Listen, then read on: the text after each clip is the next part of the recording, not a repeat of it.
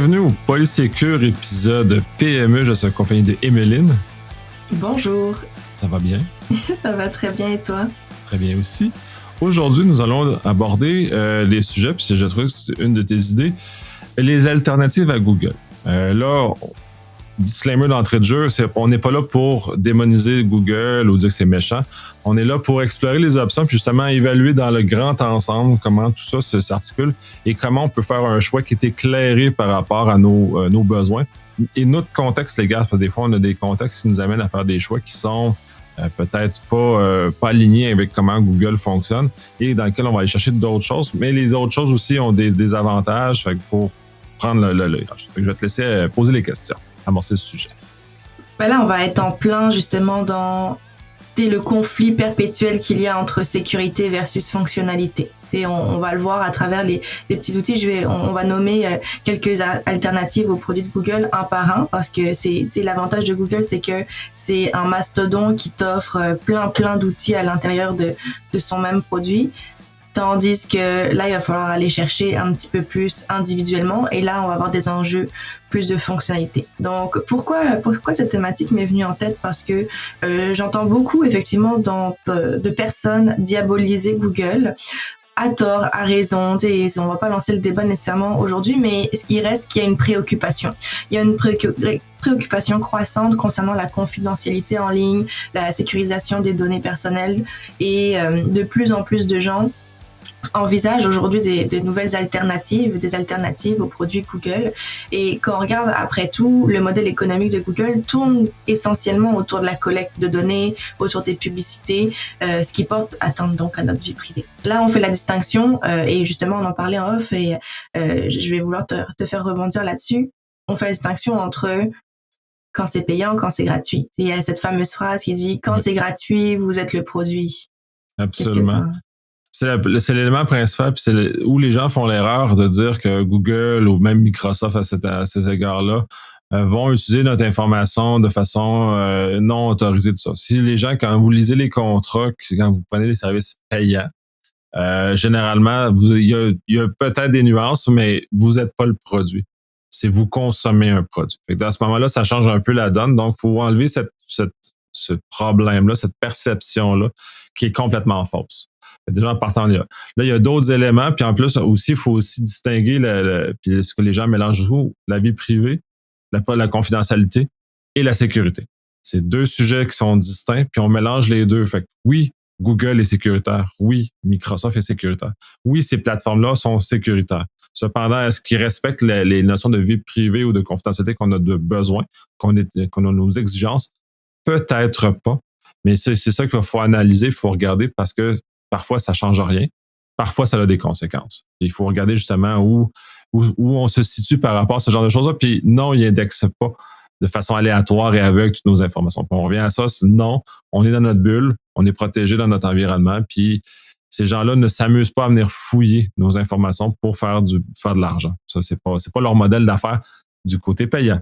On revient à ça. Exact. Du côté gratuit, ça marche beaucoup plus avec un système de publicité. C'est plus de données qui sont collectées sur une personne signifie de meilleures publicités, plus ciblées et par conséquent plus de revenus. Donc c'est un petit peu ça la logique aussi derrière. Donc voilà, on veut vous proposer des alternatives parce que aujourd'hui, j'entends que beaucoup veulent mais ne savent pas vers quel outil se tourner. Donc je vais commencer avec un peu la base. Quand on pense Google, on pense c'est peut-être pas vrai ce que je vais dire, mais on pense Google Chrome. Tu sais, c'est comme notre outil principal. Si on veut aller sur Internet, on a besoin de notre navigateur web, on a besoin de notre browser et Google Chrome est le premier outil qu'on ouvre quand on est sur notre ordi physiquement. Alternative, et t'en as peut-être d'autres qui te viennent en tête, mais ressortent souvent Firefox et Brave.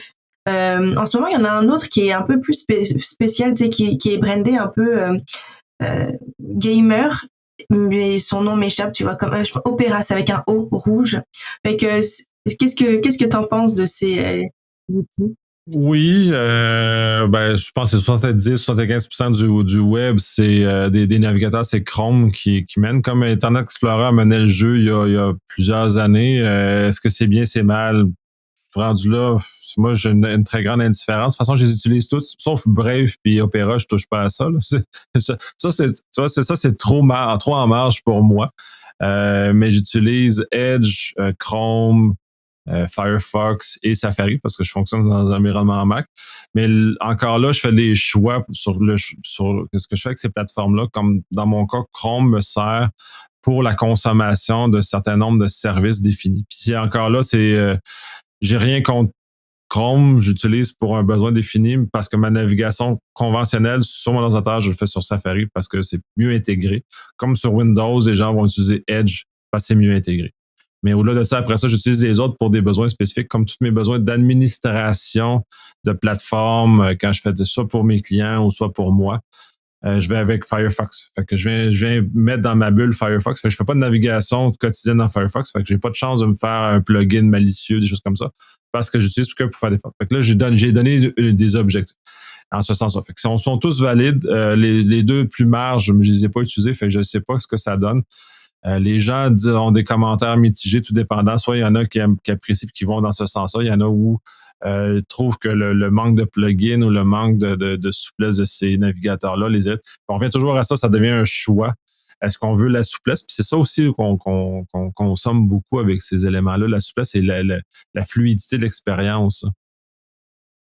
Absolument, absolument. Puis tu sais, là, quand on est avec le navigateur web, c'est sûr qu'il y a des enjeux au niveau de la souplesse, au niveau des extensions qui sont disponibles, parce que quand on regarde avec Google, on a toutes les extensions du monde, ce qui est pas vrai. Les gens ne voient pas faire des guillemets parce qu'ils n'ont pas la vidéo, mais il y a plus de choix en tout cas. Donc moi mon préf, c'est vraiment plus Firefox, mais tu vois, ça amène des enjeux entre guillemets de fonctionnalité parce que aujourd'hui, la plateforme sur laquelle on enregistre le podcast n'est pas prise en charge par Firefox. Il faut que j'aille avec Google pour le faire. Donc, on est là-dedans, sécurité, fonctionnalité. Ouais, ben c'est ça, faut faire des choix. Puis est-ce que Chrome est dangereux? Non, pas plus qu'un autre. Là. C'est sûr qu'il y en a qui vont avoir des mérites de mieux protéger la vie privée. Oui, effectivement.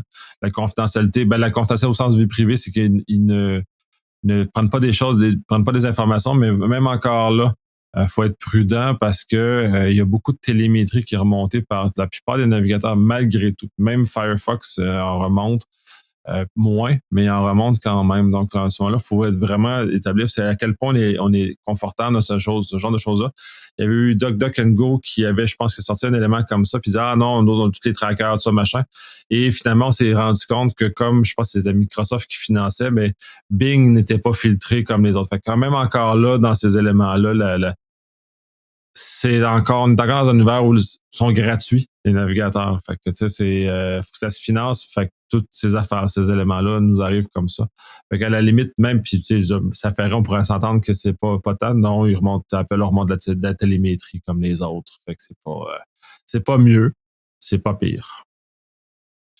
Ouais, ça m'introduit à le deuxième type d'outil que je veux aborder avec toi, c'est le moteur de recherche. Parce qu'une fois qu'on a ouvert notre navigateur web, première chose, généralement, on va faire une recherche sur Google ou sur un autre, justement, vu que c'est ça la thématique. Et donc, on va ouvrir un outil. Et là, je vais peut-être te faire une micro-parenthèse sur la différence entre navigateur web et moteur de recherche, parce que c'est souvent confondu. Et je voulais faire une petite analogie dans ce sens-là. Donc, le navigateur web, c'est ce qu'on parlait tout à l'heure, c'est Google Chrome. C'est le logiciel qui est installé sur mon ordinateur qui me permet d'accéder à Internet. Tandis que le moteur de recherche, lui, c'est l'outil que j'utilise une fois que je suis sur le logiciel pour effectuer mes recherches. Et ma petite analogie farfelue que j'essaye avec toi, et on verra le retour des gens par rapport à ça. Imaginez que vous êtes un pirate solitaire. Un pirate solitaire, vous avez perdu votre équipage, mais vous avez trouvé un bateau à moteur, pas trop mal en point pour aller trouver le trésor que vous convoitez. Donc, ce bateau, faut le voir comme le navigateur. Ce bateau, c'est votre navigateur, c'est l'outil, c'est le logiciel que vous utilisez pour naviguer sur Internet, sur la mer des Caraïbes, si on veut continuer l'analogie. Tandis que le moteur, son nom l'indique, c'est le moteur du bateau, c'est la machine, c'est le moteur de recherche, entre guillemets, qui vous permet d'avancer et de partir à la recherche de votre trésor. Une note sur 5 pour mon analogie. C'est une façon de le voir, oui. C'est sûr que moi je regarde avec mes yeux techno puis ça tu regardes avec tes yeux humains fait que ça a un sens. Ça a un sens. mais je peux pas coter comment ça aide à vulgariser la différence entre effectivement l'engin de recherche qui est ce qu'on confond avec le navigateur, là, mais puis le fait que Google Search, le volet recherche de Google est confondu est justement un problème parce que dans le navigateur, on fait juste taper dans la barre et on est basculé sur Google Search ou si on utilise Edge, bon, on va basculer sur Bing, par exemple. Fait que ces éléments-là sont en arrière. Safari, c'est Google Search, mais on est capable de mettre DuckDuckGo si on veut le configurer. Fait que, mais aussi, il faut savoir que Google paye pour être dans les navigateurs. Fait que, il y a toutes ces stratégies-là, mais bref, c'est là où Google fait son argent aussi. Là. C'est le moteur de recherche, c'est un des éléments les plus payants chez Google, puis toutes nos recherches sont donc vues par Google et utilisées pour leur banque de données, puis nous envoyer de la publicité. C'est comme ça. Moi, l'idée de faire l'analogie entre les deux, c'est parce qu'effectivement, les gens se disent « Ah, ben, j'utilise Google Chrome, donc je dois utiliser Google par défaut pour mes recherches. » Ce qui est totalement faux, effectivement. Et tu nommais DuckDuckGo, qui est effectivement une belle solution qui, si tu compares, tu fais une même recherche sur Google Chrome, tu vois, même moi, je fais la bêtise, sur Google et sur DuckDuckGo, les résultats sont pas les mêmes. Mais c'est le moins pire, entre guillemets. C'est celui qui va quand même nous renvoyer vers des résultats pertinents, mais on peut pas comparer à la puissance de Google non plus. De ton côté, est-ce que tu utilises Google pour tes recherches ou d'autres choses? Oui, j'utilise Google. C'est dans le genre de zone où ça me dérange pas que ces données-là soient répertoriées ou soient faites, que mon profil soit fait. C'est parce que c'est ça aussi, il faut comprendre. Mon profil public chez Google est alimenté par mes recherches. Ce qui fait que d'un côté, j'ai tout l'avantage d'avoir des résultats ultra pertinents quand je fais des recherches. Le désavantage, c'est que j'ai un profil qui existe sur de moi chez Google, ce que DuckDuckGo ne fait pas, ou en tout cas ne prétend ne pas faire dans ce cas-ci, fait que ne profile pas ses utilisateurs comme Google fait. Ça devient un choix rendu là par rapport à notre chose, mais tu sais, si on cherche des choses plus croche, c'est sûr que ces informations-là sont disponibles à la police aussi. Puis c'est un peu des axes aussi, parce que c'est pas Google qui va venir faire quelque chose au-delà du fait qu'ils font un profil pour faire de la publicité. Eux, ça les intéresse pas ce qu'on fait vraiment avec ça. C'est dans le cas d'un mandat qui est émis parce qu'on est soupçonné d'avoir participé à un crime, là. Et c'est ça qui est important à soupçonner dans un crime. Là. C'est pas aléatoire là, la recherche qui est faite. Puis c'est aussi un peu un mythe que ça, puis qui est souvent dit par. C'est plus les Européens qui vont parler du Claudac, comme quoi c'est la capacité des États-Unis de fouiller partout, tout le temps. Ça.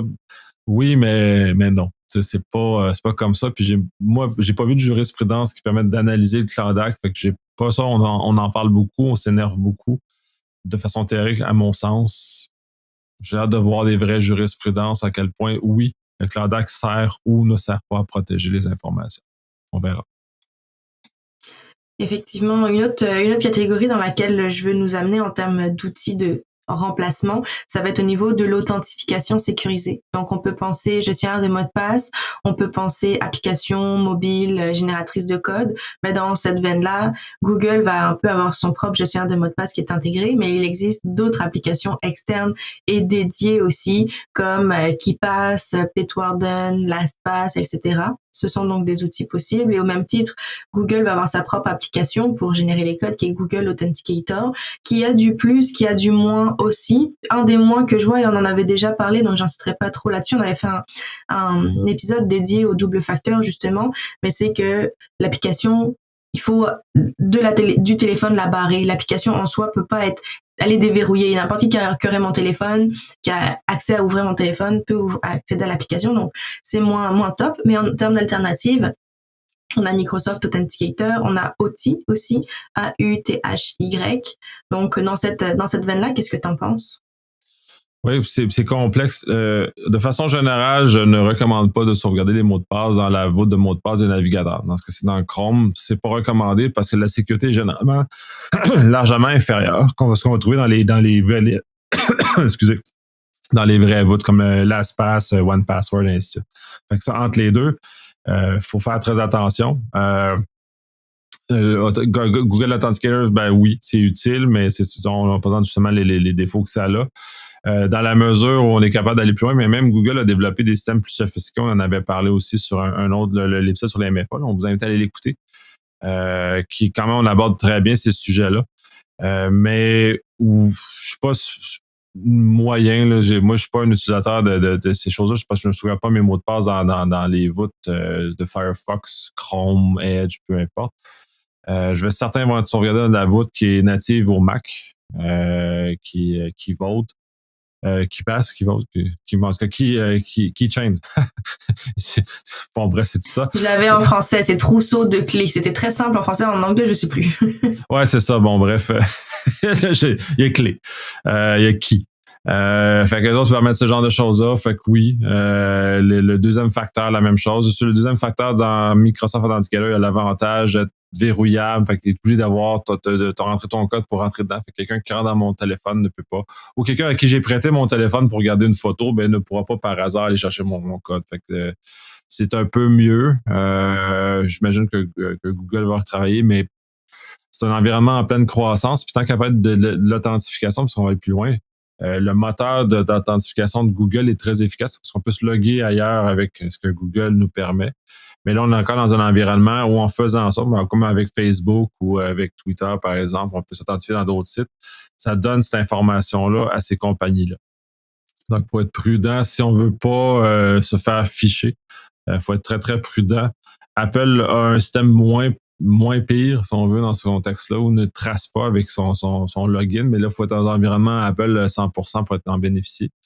Le volet de passkey est en train d'arriver, avec d'authentification supérieure. Apple a fait une annonce. Google est très participant dans cet environnement-là, fait qu'on a des environnements, des éléments supérieurs qui, au niveau Google aussi, qui vont nous débarrasser des mots de passe. Fait que c'est un peu sur un mot, tout dépendant comment on l'utilise. Merci. Merci beaucoup pour cet ajout. Courriel. Courriel, on en a parlé justement un petit peu en off. Donc, qu'est-ce qu'on peut utiliser comme remplacement à Gmail? ProtonMail. ProtonMail en est une idée, en tout cas une solution qui est beaucoup plus respectueuse au niveau de la vie privée, de la confidentialité, comme on disait tantôt. ProtonMail, moi, je suis passée à ProtonMail aussi. J'ai une adresse courriel ProtonMail pour certains contextes. Et de ton côté, peux-tu nous parler justement de l'expérience que tu peux en avoir? Oui. Ouais, puis je vais parler de Proton au sens large parce que c'est plus que juste une chose de courriel, mais voir comment Proton, parce que je l'ai fait l'expérience de migrer d'un Google Workspace vers l'environnement Proton, justement dans une de mes collabs que j'ai. J'ai fait l'expérience. Puis c'est là aussi, puis c'est là ça devient très important de pourquoi les choix sont faits et pourquoi on va avec ces choix-là. Puis j'ai pas fait le choix parce que j'aimais pas Google là, dans ce cas-ci, on s'entend là, parce que j'utilise Google dans d'autres contextes, comme j'utilise Microsoft également dans d'autres contextes. Fait que c'est vraiment j'adapte mon utilisation selon le contexte, selon les besoins qui sont associés. Fait que on revient toujours à ça. Dans ce cas-là, on avait un besoin parce qu'on voulait faire un peu la démonstration, puis utiliser ces outils-là, être cohérent par rapport à ce qu'on dit. Fait que, des fois, les experts en sécurité, on va prêcher sur oui, c'est mal, ça. Bon, donc on fait l'expérience. Fait que j'ai ProtonMail, Proton Calendar puis Proton Drive qui sont la suite de produits de Proton qui servent pour les éléments qui sont un peu similaires à chez Google, Microsoft, ça pour les éléments équivalents. C'est beaucoup plus difficile à utiliser. On s'entend, il y a moins de fluidité. C'est moins axé sur la collaboration. C'est moins axé comme ça. Fait que là, il y a des irritants qui sont quand même importants à faire ce genre de choix-là. Si ce choix-là est important parce que vous avez besoin de faire que vos données ne soient pas aux États-Unis et que ce ne soit pas détenu par une compagnie américaine, ben à ce moment-là, ça peut être un trade-off, une réduction de faire un choix pour ça.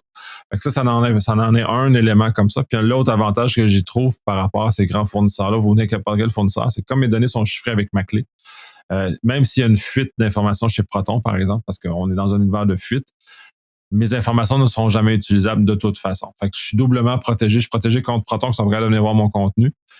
Et je suis protégé que si un glitch technique chez Proton puis une fuite, ben mon information ne fuitera pas plus davantage. Fait qu'elle est doublement protégée, mais ça devient un choix. qui fait que c'est beaucoup plus irritant, c'est beaucoup plus difficile. J'ai pas d'authentification centralisée, j'ai pas de capacité de, même si j'ai un Proton Drive dans lequel je peux stocker de l'information, qui est très utile, que je peux partager avec les autres, ça, mais je peux partager juste avec un lien. J'envoie un lien, je peux pas avoir un espace commun avec un autre collaborateur dans Proton Drive. Ce qui est très agréable dans Google là, ou dans Microsoft, on est capable d'avoir des espaces de collaboration communes puis des éléments comme ça. Fait que c'est pas axé sur la productivité qu'on peut s'attendre. Fait que ça devient un choix. Puis il faut être vraiment prêt à le vivre jusqu'au bout parce que on perd énormément d'éléments comme ça. Dans le contexte où je l'ai fait, le transfert, on n'avait pas ce degré de collaboration-là dans cet environnement-là. Fait que Google Workspace était beaucoup trop pour ce qu'on avait besoin de toute façon. Fait que de migrer dans ce qu'on a fait là a eu peu de conséquences sur notre méthode de travail. Mais dans d'autres contextes, je ne ferais pas ce changement-là parce que la perte de cette facilité de collaboration-là est trop grande. Et j'ai pas des contextes aussi. Puis il faut savoir, là, dans certains contextes, on a dit soit on veut se protéger de l'espionnage américain, parce que c'est essentiellement ça qu'on va se protéger. Fait que certaines compagnies qui vont avoir des secrets commerciaux qu'ils ne veulent pas exposer, ben effectivement, aller dans un Proton Mail et Proton en général est plus cohérent. Mais en général, quand on ne fait pas des choses qui sont propices à ce qu'il y a de l'espionnage ou on fait pas de rien d'illégal, hein, parce que on parle des mandats, des choses comme ça. Un Microsoft ou un Google est très correct et marche très bien. Puis justement, la collaboration, la fluidité de collaboration, ça a un aspect très important, mais il faut en tenir compte de ces éléments-là. Ça, le problème à ce cas-ci de Google, pour le moment, de Google Workspace, c'est qu'il est basé strictement aux États-Unis.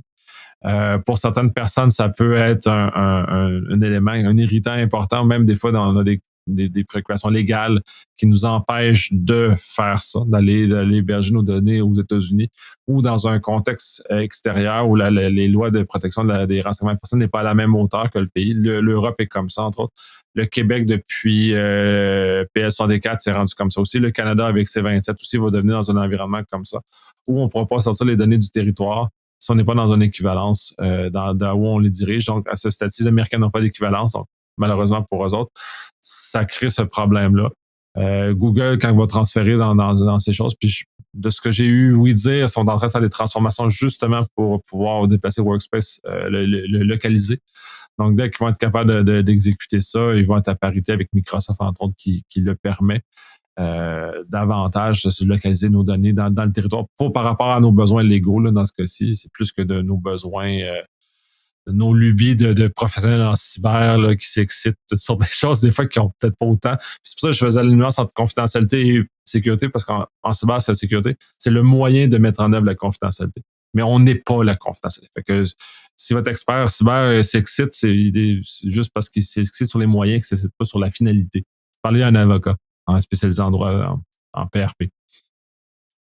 De toute façon, une équipe multidisciplinaire est toujours intéressante pour avoir ces différents points de vue-là. Donc, super, Proton Mail, qui est un bel outil, qui en plus peut offrir des options pas équivalentes, mais qui ressemblent en tout cas à Google Drive, Google Calendar, même s'il y a cette notion de collaboration qui n'est pas aussi importante et qui est même peut-être inexistante aussi, tu le disais, avec plus la notion de Proton Drive. Si je reviens à ces deux outils-là qu'on a nommés, donc le calendrier et le Drive, là aussi on a des alternatives pour aller chercher quelque chose de plus collaboratif. Google Drive, on va avoir des outils en ligne on a Nextcloud qui existe, Sync.com que je dis probablement pas comme il faut, donc c'est le sin.com, pCloud, ce sont des idées dans ce sens-là. Au niveau Google Calendar, j'ai regardé aussi, on en a quelques-uns qui sont bien notés que j'ai pas eu l'occasion de tester moi personnellement encore. Mais Nextcloud est revenu, Ntask et Calendar aussi. Donc, est-ce qu'il y en a parmi ceux-là qui disent quelque chose? J'ai pas énormément exploré l'extérieur de ces environnements-là, puisque je me satisfais d'avoir Google Calendar pour certains besoins.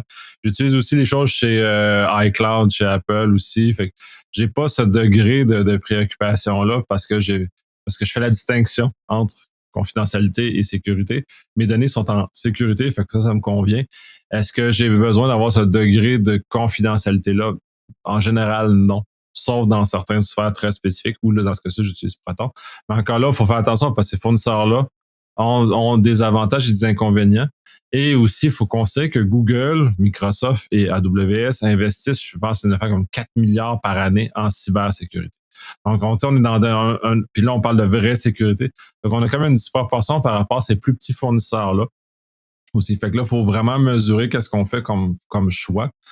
C'est des choix qui sont valides. Là. Je dis pas qu'ils sont pas bons, mais il faut vraiment les faire pour les bonnes raisons, parce que les fonctionnalités nous conviennent plus, parce qu'il y a dans certaines des options que tu mentionnais qu'ils ont des options qui sont existantes chez Google ou chez Microsoft, par exemple, qui deviennent intéressantes. Fait qu'on a des éléments comme ça qui se peuvent être très avantageuses. Puis c'est là où la fonctionnalité, parfois, faut mesurer pour l'abandon du fait, l'abandon de fonctionnalité. On s'entend, les opérateurs chez Google ne viennent pas s'amuser à regarder le contenu.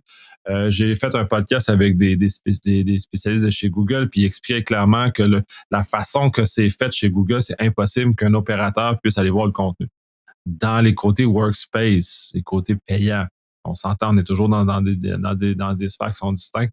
Donc, eux, ça, puis de toute façon, eux ont d'excellentes pratiques de gestion interne, qui sont auditées, tout ça. Dans lesquels cas, il y a jamais personne, aucun humain qui touche ce qu'on appelle les données de production. Fait que des données qu'on héberge, il n'y a pas aucun humain qui touche ce genre d'éléments. Bon, il y a des gens qui vont dire, oui, dans certains cas, il est arrivé qu'il y a quelqu'un qui a stocké son ex comme ça. Oui, ça peut arriver, mais c'est des cas isolés. Cette personne-là s'est fait prendre parce que ces gens-là sont surveillés. Et ensuite, cette personne a été renvoyée, puis ensuite a été remis à la police, là, parce que c'était quand même criminel de faire ce geste-là. Fait que, oui, mais on revient plus dans le contexte de besoin parce qu'un calendrier, c'est assez basique. Tu sais, le partage de fichiers, c'est la même chose pour les OwnCloud, NextCloud. Mais encore là, tu sais, il faut vérifier, est-ce qu'on obtient vraiment ce qu'on veut en allant ailleurs pour ce genre de choses-là? Oui, dans certains cas, parce qu'on est capable de faire du chiffrement bout en bout dans le cas de NextCloud, par exemple. On peut l'héberger chez soi aussi. C'est une autre option aussi à ce moment-là, parce qu'on est vraiment nerveux, où on veut vraiment protéger les informations contre notre zone de confort. Puis on revient, c'est vraiment notre zone de confort. Fait qu'on se situe, on peut le déplacer. Par contre, si on le déplace sur site, ça demande plus de travail. Puis il faut savoir aussi, puis c'est un élément, puis il y a la traduction aussi qui est un élément comme Google Translate. Que je fais par la bande parce que c'est un autre bel exemple comme ça. C'est si les données sont hébergées en Europe versus sont hébergées aux États-Unis, ou la compagnie est européenne versus la compagnie est américaine, ça aussi c'est important parce que ça change le cadre légal. Pour Google Translate, parce que les données sont envoyées aux États-Unis, puis ils ont des moyens de protection. Fait que, c'est pas niveau sécurité, je suis pas inquiet. Confidentialité, là, il y a peut-être des nuances, mais tu vas aller chercher comme un DeepL qui est hébergé en Europe, par exemple, mais là, qui est protégé par le RGPD, par une compagnie européenne, et ainsi de suite. Fait que là, c'est bien plus une préoccupation légale pour un outil qui est à peu près équivalent en termes de qualité. DeepL, il y a des limites si on y va dans la version gratuite, il y a moins de limites si on va dans la version payante, mais là, justement, on est dans une version payante. Fait qu'on est toujours dans des notions comme ça qu'il faut regarder comment on l'aborde, puis c'est toujours multifacette. Tu dis, faut regarder faut interroger plusieurs personnes, faire un choix. Mais il existe des options, oui, de transfert de fichiers comme ceux-là. Allez pas dans des affaires comme WeTransfer, s'il vous plaît. C'est des affaires qui sont vraiment faites, puis eux, ils vont vraiment regarder votre contenu parce que c'est gratuit, mais vous êtes le produit. Fait qu'à ce moment-là, la confidentialité de ce que vous déposez n'est pas là. À ce titre-là, la confidentialité va être meilleure sur un G-Drive que sur un WeTransfer, par exemple. Parce que le modèle d'affaires est pas le même. Ouais, exact. Pendant que merci d'avoir mentionné DeepL aussi, je m'enlignais pour en parler de cette notion de Google Translate. Dans le même ordre d'idée, c'est Google Maps, beaucoup de gens vont justement avoir capoté il y a quelques temps parce qu'ils ont vu que tous les trajets étaient traqués. Mais encore une fois, oui, les trajets sont traqués, mais c'est pour une meilleure utilisation, une meilleure expérience. Il n'y a pas un humain qui va nécessairement, à part comme s'il y a un mandat ou quelque chose, aller fouiller là-dedans. L'information est là. Bon, donc il y a des gens qui sont moins à l'aise avec ça, et Waze a été très très réputé dans les derniers temps. J'ai trouvé aussi OpenStreetMap que j'ai pas essayé, mais Waze en tout cas, je sais que les utilisateurs Waze, c'est Google. Hein. Pour vrai? Depuis combien de temps? Je sais pas, mais c'est une propriété de Google. Ah ouais, ils ont dû le racheter alors il y a quelques années à mon avis, mais ça c'est très drôle, tu vois. Ça fait plusieurs années, ouais, c'est ça, il y a des produits comme ça qui ont été rachetés. Mais c'est parce que Waze a une finalité très particulière au niveau d'éviter le trafic, par exemple. Même plus sophistiqué que ce que Google Maps offre. Fait que c'est un peu ça le moteur. Puis en plus, il y a du crowdsourcing, puis un paquet d'éléments comme ça qui sont dans Waze, qui sont spécifiques à cette plateforme-là. Mais c'est Google qui est en arrière qui a racheté cette plateforme-là il y a de mémoire plusieurs années, mais là, ça peut avoir changé de main depuis, mais c'est moi, l'information que j'ai, c'est 2018-2019, que c'était déjà Google. Ok, intéressant. Très merci pour l'info. Tu vois, j'irais contrevalider, bien sûr, mais ça pourrait faire du sens aussi. Oui, c'est à contrevalider parce que je mettrais pas ma main au feu sur ce que je dis là. Et deux derniers petits outils et non les moindres, c'est l'utilisation de Google Meet et Google Hangout. Donc plus au niveau communication, Google Meet, moi en partant, et c'est là que tu fais bien de faire le rappel sécurité versus vie privée là aussi, parce que Google Meet, je ne l'utilise pas personnellement, pas parce que je trouve que c'est pas sécuritaire, juste parce que je trouve que c'est pas super stable. Parce que quand je le compare avec d'autres outils, quand je le compare à Zoom, quand je le compare à Jitsi Meet aussi, c'est pas du tout la même qualité. Donc, on a ces alternatives-là. Et Google Hangout, je sais pas si on a beaucoup de gens qui l'utilisent ou si par défaut vont utiliser plus d'applications comme WhatsApp ou autres. Mais en tout cas, on l'a déjà dit, on a quand même tous les deux une préférence pour Signal au niveau de la messagerie. Mais au niveau des communications, plus vidéoconférence, texto, appel, etc., qu'est-ce que tu utilises de ton côté? J'utilise à peu près tout. J'ai pas le contexte d'instabilité que tu mentionnes sur Meet. Hangout, je pense que c'est en phasing out. D'ailleurs, ils changent ça pour d'autres choses. Ils sont en train de renommer leurs produits. J'utilise à peu près tout. J'ai pas nécessairement de préférence sur ce genre de choses-là parce que de toute façon, c'est un peu le volet aussi au niveau contexte. Une vidéo principalement, c'est éphémère. Il faut comprendre que il y a personne qui enregistre les choses vidéo vraiment. Ça prend vraiment beaucoup d'espace. Il pourrait y avoir du monde qui écoute. Puis ça, c'est valide sur toutes les plateformes qui sont non chiffrées bout en bout. Puis ça fait pas de différence qu'on utilise Zoom, Meet, Teams, WhatsApp. Si c'est pas de chiffrement bout en bout, on est dans le même bateau là, dans tous les cas. Fait que les seuls comme les signaux qui forcent bout en bout, Zoom le permet dans certaines options, on est capable de le faire.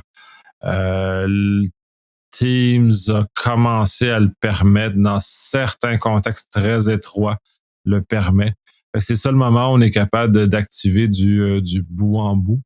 Mais sinon, Meet, non, j'utilise aussi. J'ai pas d'éléments. Je trouve ça le fun. Je trouve ça drôle qu'ils mettent des backgrounds animés là, que dans Teams, on n'est pas encore capable d'avoir.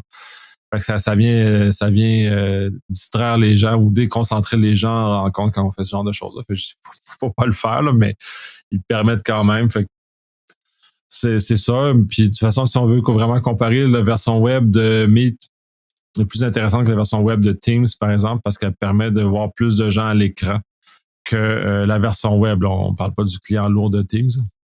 Fait que, tu sais, il y a des avantages et des inconvénients, mais encore là, je me sens pas particulièrement repoussé par cette plateforme-là. Puis les alternatives, oui, mais j'utilise Zoom parce que j'ai des besoins qui sont spécifiques, qui ne sont répondus que par Zoom, par exemple, point de vue corpo. Sinon, mais dans certaines collabs, c'est dans Meet, dans d'autres, c'est ça. Tu vois même la plateforme qu'on utilise pour l'enregistrement, c'est Riverside, qui est un autre élément comme ça que je me sers aussi en faire de la visio avec ça aussi. Est-ce que je me sens mal là-dedans? Non. Est-ce que ma vie privée, confidentialité, elle est abîmée?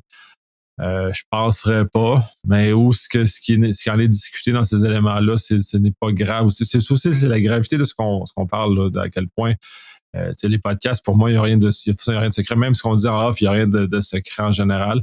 Si j'avais vraiment des secrets d'État, ben là, ça serait avec probablement un Zoom bout en bout. Mais on revient à l'épisode de discussion de choses bout en bout. Ça, mais encore là, puis c'est la même chose pour autant Google que l'environnement Microsoft. En tant qu'à moi, les deux sont équivalents. On perd toute la fluidité de l'intégration que des produits qui sont ensemble. Fait que est-ce que vous êtes prêt à perdre ça? Parce que moi, d'avoir un Zoom à côté, c'est de la gestion supplémentaire. Parce que je regarde chez mes clients qui utilisent principalement Teams, certains Google Workspace, l'intégration dans le calendrier, dans les courriels, de la plateforme de visio, le chat qui est intégré dans tout ça aussi, ça a une valeur très importante. Puis moi, je serais pas prêt à m'en séparer. autre que dans un contexte très spécifique, là, parce que je Proton dans certains contextes spécifiques où j'ai pas ces avantages-là. Mais pour le quotidien de la plupart des business, moi, je vois vois pas un intérêt très grand à aller en dehors de ces plateformes-là très intégrées, là.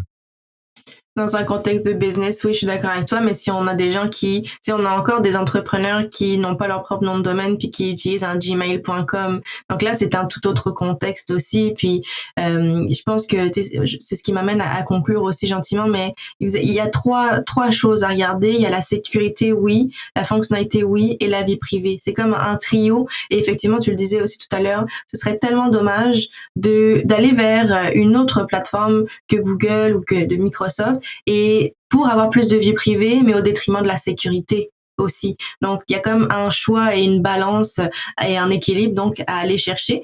Moi, ça faisait le tour des petits outils que je voulais amener, tu sais, des ouvertures, en tout cas peut-être des petites lumières ou des possibilités qui existent pour pouvoir faire ensuite des choix un peu plus éclairés. Ça Oui. existe. Il y en a des pour, il y en a des contre. Mais ça, j'ai bien aimé comment tu as amené les derniers éléments, parce que l'on parle vraiment de Google Workspace. On parle pas de Gmail. Puis justement, ou Hotmail, parce que j'ai vu du monde qui avait ça. Fait que comme entrepreneur, les gens qui se font juste un Gmail, ça, effectivement, vous exposez à l'engin de profiling de Google parce que vous utilisez la version gratuite. Faites l'effort de migrer vers un Google Workspace. Ça vaut la peine.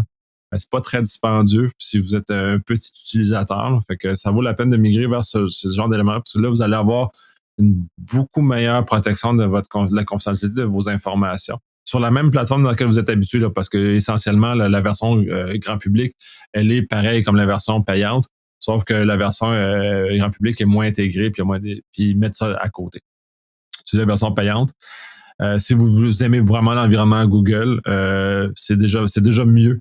C'est déjà plus de façon marketing d'utiliser votre nom de domaine au lieu d'utiliser à Gmail, c'est déjà plus sérieux. Vous avez déjà l'air un peu plus sérieux parce que là, les gens, puis dans la conscience de vos clients puis de vos fournisseurs, ben, alors déjà quelqu'un d'un peu mieux. Si non plus, c'est pas très dispendieux, ça vaut la peine de faire cet effort-là. Si vous voulez être vraiment un fou, puis vous voulez vraiment quitter Gmail parce que vous êtes vraiment outré après avoir écouté l'épisode, effectivement, Proton peut être une option. On peut mettre des noms de domaine sur Proton, ça, on a cette fonctionnalité-là aussi, ça fonctionne très bien. Je relatais les irritants sont importants. Puis d'ailleurs, pour faire justement une chose sur la sécurité, Proton a une sécurité moins forte au niveau du deuxième facteur que ce qui est possible de faire avec Google, par exemple. Fait qu'on voit, Proton vient d'intégrer les clés FIDO, quand chez Google, ça fait déjà longtemps que c'est intégré. C'est un élément très important. Fait qu'on voit aussi, même si la confidentialité est très forte chez Proton, la sécurité dans l'absolu est beaucoup meilleure chez Google pour protéger la sécurité de mon compte. Pas Google est bien protégé, mais que mon compte ne soit pas volé par un méchant. Fait que moi, ça complète. Puis c'est vraiment migrer vers les services payants, peu importe la plateforme que vous choisissez. Google est intéressant. Il y en a d'autres si vous avez des besoins spécifiques. Parlez à votre avocat. C'est vraiment là où c'est vraiment la clé. Et l'avocat va vous guider ensuite pour peut-être des services, puis là ensuite de descendre avec des spécialistes en cyber pour prendre les moyens pour vous protéger de la confidentialité que vous avez besoin pour vos opérations. Merci, toujours un plaisir. Beau petit mot de la fin, j'aime ça. S'entourer, plus. Oui, merci. Merci. Bye.